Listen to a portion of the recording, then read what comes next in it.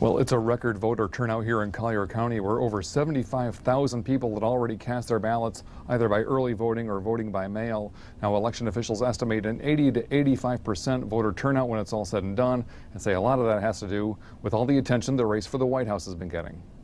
I vote today. I'm so happy, so exciting. That excitement seems to be contagious in Collier County. Lines had already formed at some voting locations before polls even opened at 7 a.m. Supervisor of Elections Jennifer Edwards says the dramatic race between Donald Trump and Hillary Clinton is driving people to the polls in record numbers.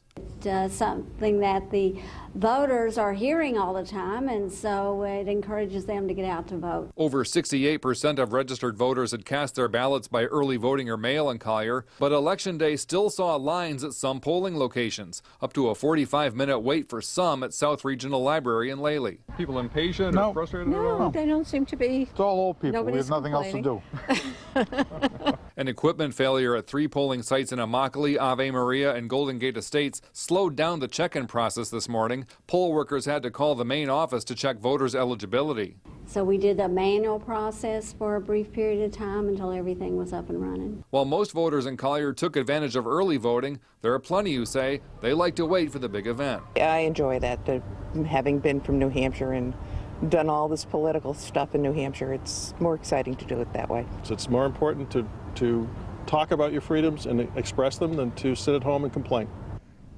Now, Collier's mail-in and early voting results will be posted at colliervotes.com by 7:30 p.m., and they'll be updated every 45 minutes after that with today's results. Reporting in Collier County, Carl Fortier, Fox 4, in your corner. All right.